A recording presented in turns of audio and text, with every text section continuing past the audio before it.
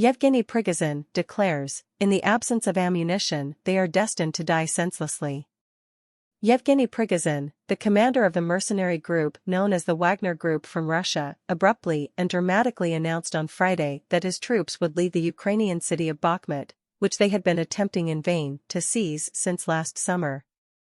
Due to significant casualties and insufficient ammunition supply, Prigozhin announced that they would retire on May 10 and conclude their participation in the longest and bloodiest fight of the war. He requested that regular army troops be placed in their place by the defense commanders.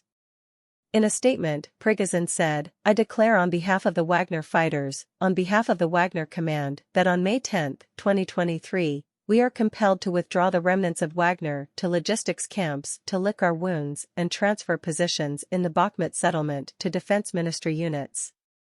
Because they will inevitably die needlessly in the absence of ammunition, I am removing Wagner units from Bakhmut." Due to the severity and length of the combat there, Bakhmut, a city of 70,000 inhabitants before the war began, has acquired significant symbolic significance for both sides. Wagner has been leading Russia's effort to take it, and 3 weeks ago, Prigozhin claimed that his troops held more than 80% of the city.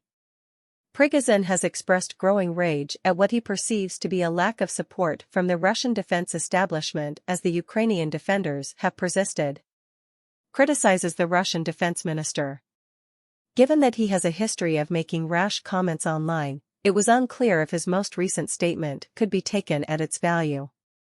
Only this week did he retract one claim that he claimed to have made as a joke.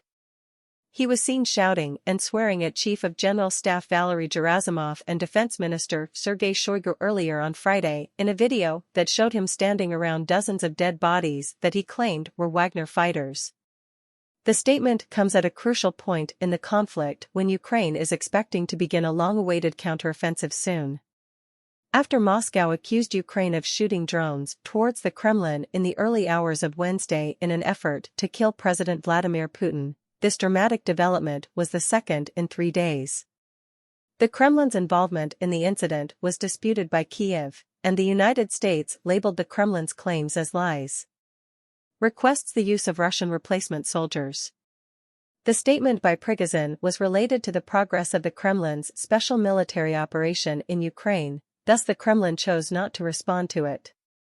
The declaration, which was addressed to Putin as Supreme Commander, the Defense Ministry, and the head of General Staff, stated that our losses are increasing exponentially every day due to the lack of ammunition. If, because of your petty jealousy, you do not want to give the Russian people the victory of taking Bakhmut, that's your problem, Prigozhin continued in the video. Prigozhin claimed he was requesting that Gerasimov clarify when regular forces would take the place of the Wagner battalions in Bakhmut. Defense chiefs have just 5 days to fill the void left by a Wagner withdrawal due to the declared withdrawal date of May 10. On May 9, when Russia remembers its triumph over Nazi Germany in the Second World War and Putin is scheduled to address the nation from Red Square, it also poses a threat to overshadow national celebrations. Prigozhin, who is sought in the U.S. in relation to charges of interfering with the 2016 election, stated that he anticipated criticism. "Come to Bakhmut, you're welcome, and stand up with guns in your hands in memory of our slain comrades," the message read. Wagner will return, he added, saying, "We will lick our wounds and rise again to protect the motherland when it is in jeopardy. The people of Russia can rely on us." Residents of Curson depart before the weekend curfew. On the ground, Ukraine said on Friday that 2 people had died and 9 had been injured in the eastern Donetsk region over the previous 24 hours, and that shelling had also damaged the electrical distribution networks in Donetsk and the southern Curson region. As Curson in southern Ukraine prepared to implement a 58-hour curfew following a slew of Russian strikes, small buses and scores of cars departed the city. Oleksandr Tolokonikov, a spokesman for the Curson Regional Military Administration, stated that no one will lock people in houses, and people will be able, if they need to, go out near the house to buy what they need. Moscow's military, who once controlled large portions of the Curson region, are regularly shelling Curson, which Ukraine reclaimed from Russian troops last November following 8 months of Russian rule.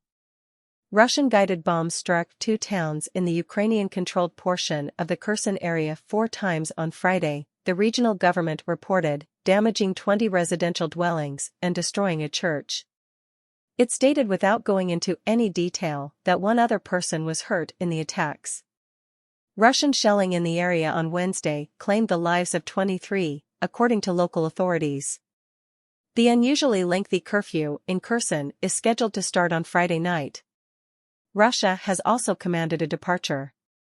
Yevgeny Balitsky, the Kremlin's appointed governor of Ukraine's Zaporizhzhia region, claimed on Friday that he had ordered the evacuation of communities near to the battle line because recent days had seen an increase in Ukrainian shelling.